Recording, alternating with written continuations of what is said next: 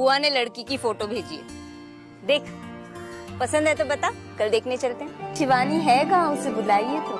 लीजिए आ गई।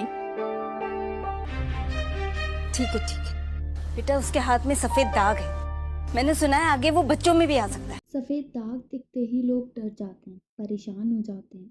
लोगों को लगता है ये छूने से फैलते हैं या किसी श्राप या कर्म का नतीजा है। पर सच क्या है? विटिलिगो क्या है? ये कितने टाइप्स का होता है? सब मिथ्स एंड फैक्ट्स, और क्या होम्योपैथी से इसका क्योर पॉसिबल है? Let's clear all your doubts. सफ़ेद दाग यानी कि विटिलिगो एक त्वचा संबंधी रोग है जिसमें त्वचा अपना प्राकृतिक रंग खो देती है। ये एक ऑटो इम्यून डिसऑर्डर है। इसमें इम्यून सिस्टम अपनी खुद की पिगमेंट सेल्स मेलेनोसाइट्स को गलती से अटैक करता है। नतीजा वाइट पैचेस। ये दाग पहले छोटे होते हैं लेकिन समय के साथ बढ़ भी सकते हैं, और ये कहीं भी हो सकते हैं, चेहरा, हाथ पैर, लिप्स या स्कैल्प तक। ये प्रॉब्लम सिर्फ त्वचा की नहीं, कई लोगों के लिए एक इमोशनल और सोशल स्ट्रगल भी बन जाता है। और इसी संवेदना के साथ होम्योपैथी हर पेशेंट को एक व्यक्ति के रूप में देखती है, जिसका ट्रीटमेंट भी उसके शरीर, मन और भावना के हिसाब से तैयार किया जाता है। विटिलिगो कई तरह का होता है। किसी के हाथ और पैरों की उंगलियों से शुरू होता है, एक्रोफेशियल विटिलिगो। कोई बचपन से ही फेस के एक हिस्से पर दाग लेकर आता है।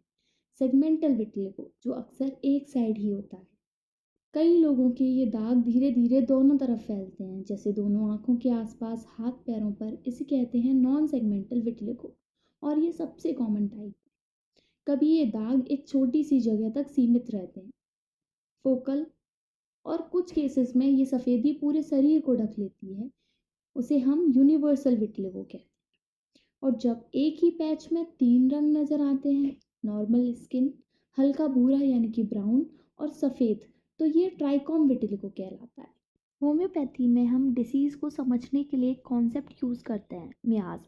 मियाज्म का मतलब होता है शरीर के अंदर छुपा हुआ एक क्रोनिक प्रीडिस्पोजिशन, जो किसी डिसीज़ को डेवलप होने में मदद करता है। विटिलिगो में हम ज़्यादातर सिफिलिटिक और साइकोटिक मियाज्म का प्रभाव देखते हैं, जो destruction, discoloration, cellular damage, suppression, hormonal imbalance, mental stress से जुड़ा होता है। तो जब तक हम पेशेंट की हिस्ट्री में छिपे हुए मियाज्मेटिक पैटर्न को नहीं समझते, सही रेमेडी देना मुश्किल होता है।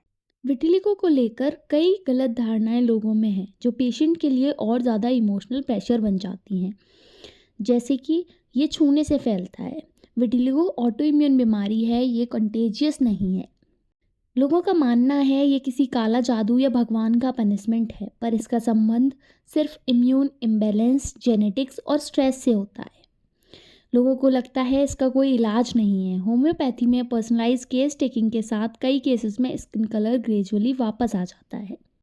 क्रीम या स्टेरॉइड सब कुछ ठीक कर देंगे, तो क्रीम या स्टेरॉइड से टेम्पररी रिलीफ हो सकता है, लेकिन सप्रेशन से और बढ़ने का खतरा होता है। कुछ कॉमन होम्योपैथिक मेडिसिन्स जो पर्सनलाइज की जाती हैं। अगर कोई पेशेंट बहुत सेंसिटिव है, हर बात दिल पे ले लेता है, तो नेट्रम्यूट जैसी मेडिसिन्स काम आती हैं। अगर किसी में इरिटेबिलिटी है, पुराने स्किन इशूज़ का हिस्ट्री है, तो सल्फ़र मददगार होता है। कई लोगों में हार्मोनल इम्बैलेंस के साथ इमोशनल डलनेस होती है, सीपिया उनके लिए यूज़फुल होती है। लेकिन ये सब तभी काम करता है जब रेमेडी सही मैच करे आपकी पर्सनैलिटी से। विटिलिगो सिर्फ स्किन की कहानी नहीं, ये एक इमोशनल जर्नी भी होती है, और उस जर्नी में आपको ज़रूरत है एक अंडरस्टैंडिंग और होलिस्टिक अप्रोच की। होम्योपैथी सिर्फ सिम्टम्स नहीं, आपका इनर बैलेंस रिस्टोर करने में विश्वास रखती है। इस अप्रोच में पेशेंट की पूरी पर्सनैलिटी समझी जाती है, उसका डर, गुस्सा, उदासी और पास्ट ट्रॉमा तक। तो आप या आपका कोई अपना विटिलिगो से सफ़र कर रहा हो तो डरना नहीं है, समझना ज़रूरी है। होम्योपैथी एक safe, natural, individualised treatment offer करती है।